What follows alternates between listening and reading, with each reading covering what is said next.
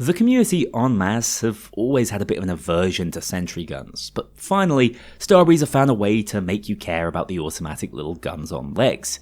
All it took was for them to receive a literal, infinitely scaling damage boost passed between all of your active turrets, which can turn dozers into meat chunks with barely a cursory glance. That's right, if you can luck beyond the babysitting duty, the rearing period, and total commitment to the lifestyle you'll have to have without access to a single defensive option in your build, you'll be pleasantly surprised when you notice these 3 micro machines can essentially play the game for you. Adopt today. I'm about to show you just what you've been missing out on having to aim and shoot for yourself as we take a look at how broken an infinitely scaling skill can be when you don't even need to land your shots to scale it. This is the 6th build I've put together for this series, and probably the one that plays itself the most. I think Sentries are pretty busted right now. It'll just be interesting to see if players are willing to interact with a mechanic that's never really seemed to gel with the Payday community. Let's dive into the build that enables them, shall we? I'll be honest, when I first saw Skills 2.0, I didn't necessarily anticipate sentry turrets would be this high up my power rankings. However, they are absolutely monstrously powerful and can quite frankly carry entire heists for you whilst you swan off doing whatever sort of objective things you want to do. And to make that even better, they're immensely straightforward to build because I would say a very viable way of doing it would look something along the lines of this. No real thought gone into it, just ace out the entire line because they're all useful skills and they're all going out to make your sentry guns more powerful and stay on the field for longer, which is sort of the crux of the playstyle now. So Sentry Operator, the key to that is it's going to increase our heat capacity, meaning they can shoot and take more punishment. Again, meaning you don't have to pick them up quite as often or babysit them as much because you can now very much so babysit your sentry guns thanks to Repair Job. Every time we melee, when this is aced out, we're going to repair them by 20%. Now, there's no heads-up display indicator that tells you how damaged they are. It can be difficult to keep on track. What I've been doing is telling myself about 4 swift melee hits should do the job, because 100% would be 5. 4 is probably going to be enough, bearing in mind if they're close to breaking already, that's going to at least get it somewhere in the region of like 80 to 90% fixed. Really powerful, also works with shot grenades when aced out, which is just a cool little addition. It isn't really necessary at all, but it does mean you can chuck out a shot grenade at a room full of sentries and then back off, knowing those sentries are going to be getting repaired constantly throughout the duration of the shot grenade, which is kind of cool. It's a really good utility when dealing with bulldozers, which, by the way, these things will be dealing with as you get later into the heist. Artificial Ally is a little bit gimmicky. I like having it ace so my turret can actually fully turn around so I don't have to put them right up next to walls all the time. The actual ammo replenish is a neat idea. I don't know how effective it is. I don't know how many weapons really appreciate it. SMGs do tend to have some slight ammo issues, so maybe that would be the weapon I would go with. In fact, I do it on this build, but really it's more of a gimmick than anything else. I see this just as an extra point in Sentry Operator. Shields up. This is what's going to reduce our heat build-up, meaning they can again stay on the field for longer, shoot more bullets, take more punishment. We are going to counteract a lot of that with Sentry Squad. We're going to ace this out, meaning we have 3 sentries instead of just the 1, but I think this is more than a worthwhile pickup. The double heat build-up is not an issue. I've not noticed it anyway, whereas having 3 sentries out at once is effectively going to reduce the heat build-up because it's going to reduce the number of bullets they need to shoot to take out an individual enemy, and it's going to take the heat off the individual turret that's being focused. It's a must build. I really don't think you can run sentries without it. Yes, it means you'll have to look after them a little more closely, but it's still well worth having. Machine War is the crux of this setup though. For every kill your sentries pick up, increase their damage by 5%. Now, if they break or you have to pick them up, you can take a 20% off that damage bonus. It won't go in the negatives or anything, but say your weapon, you drop a sentry, it gets 4 kills, you pick it back up again, it's net neutral. However, let's be honest, that's not going to happen. It's not difficult for your sentries to pick up upwards of 10, 20 kills without being repaired. In fact, far more than that, bearing in mind we can repair them constantly with melee strikes. You never need to actually pick them up as long as you place them well. Machine War then gets completely out of hand because, a little bit like head games, there's no upper limit on this scaling. This will scale into the thousands of percent. You will have your sentries one-shot in bulldozers and you will love it. It's immensely powerful. obviously. It might be a little broken, enjoy it while it lasts. It's good fun, if nothing else, and I'm quite happy to see sentry guns have just a little tinge of viability they've been missing out on. Moving over to Electrician, there is a slight synergy here with Repair Job, and because it's in the same tree, it means it's very easy to go for. I ace out basically everything in this tree as well. Renewable energy is going to be immensely useful. That's what's going to allow us to actually pick back more shot grenades, because there's no other way of doing it with this particular setup we're running. We don't have enough points for Scavenger currently, unfortunately. So that in mind, we are going to look to shoot the zappers in their utility belts or in their mines whenever that's possible, because whilst all these skills are useful, they're mostly just there to buff out shock factor and constantly zap sentries when you get rushed by, say, multiple bulldozers at once. It's just an extra utility to have to keep your sentries alive and to allow them to do even more damage thanks to Electric Tenderizer. It's a pretty crazy but straightforward combo. Now, this build has taken absolutely no thought.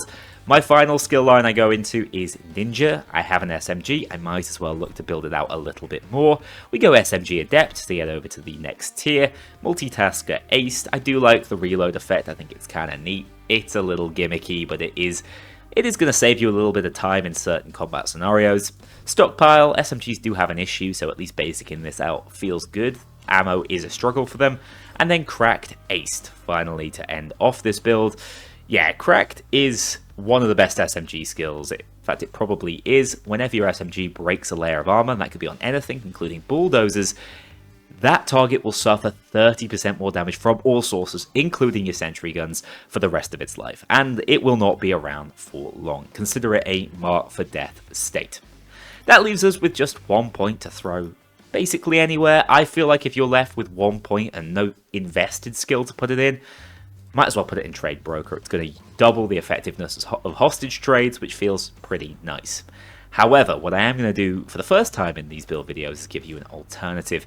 You can drop all damage skills altogether, because let's be honest, your turrets are going to do most of that job, and instead build into a little more utility. Go with something like extra protection, head guard, beast of burden for the double carry, scavenger for a few more grenades, and bastion. This is a totally legit build as well. I think for the early game, having a little bit of damage on your sentry gun feels nice, and I'd rather have that consistent damage so I'm not dying, but all the utility you build into here in Juggernaut and Scavenger, of course, for even more pickups, that feels nice too. So either you drop the ninja skills, or you drop the utility Juggernaut skills. I'm showing Juggernaut on like all of my builds, unfortunately, so that's why I've gone with Ninja in this particular setup, but you don't need to. As for the weapon, I've been running the Fit PC9. Most SMGs feel absolutely fine with it. The ATK feels good. The Ziv Commando feels good. Things like the War still feel a little ammo anemic, but I'll tell you what, sentry guns do help to combat that. So if you want a higher damage option, maybe go with the War.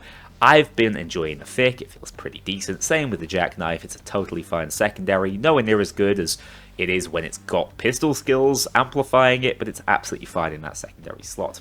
Sociopath is to get us out of trouble situations or to run certain objectives. Think about Cook-Off, which is obviously where this build is going to excel. You can control the whole house for 50 minutes without having to bat an eyelid.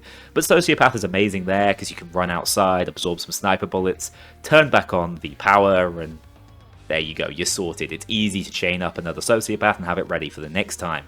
Trip Laser, because why not? Sentries obviously, Shocks, because that's our throwable of choice. And then finally for the frame, we don't have any defensive equipment. If we're playing solo, that's going to be a massive issue. If you're running resistant plates, you're going to run out. If you're running adaptive armor, I'm really sorry. It's very difficult to make adaptive work. Therefore, we're running Impact Mercenary Frame. Now, this thing does have an issue in that when it breaks, it takes 12 seconds to replenish. However, we are literally playing a camping build, a build where we can take however many timeouts we want. The sentries are going to do so much of the heavy lifting while we sit to the side and make sure we get our armor back. It's a non-issue. We also have Sociopaths to cover up for this weakness, and most importantly, because they've added this new passive to the mercenary frame, when your armor plates break, you will get 2 seconds of immunity. This is effectively 8 seconds of built-in rechargeable immunity on a single frame. It's really powerful, and it's amazing for builds that specifically don't run medic bags and don't run armor bags. It's my go-to. Feels amazing on the sentry build. Let's have a look at some gameplay so you can see it in action. Are you ready for some of the most relaxing gameplay of all time? This setup is the cook-off killer, turning a frantic 45-minute long heist into a relaxing walk in the drug park. However, I don't want people thinking that's where its use is limited to. Almost every heist in the game has at least one holdout section, and these things will make short work of them all. First World Bank is a perfect example, with the 3 turrets comfortably controlling the area around the vault both during the thermite and looting sections.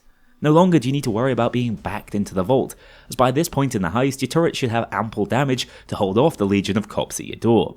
Just remember to chuck an emotional support shot grenade from time to time and they'll be right as rain. Unfortunately, this setup doesn't have an ideal method of replenishing these, needing to take out zappers belts or mines around the heist.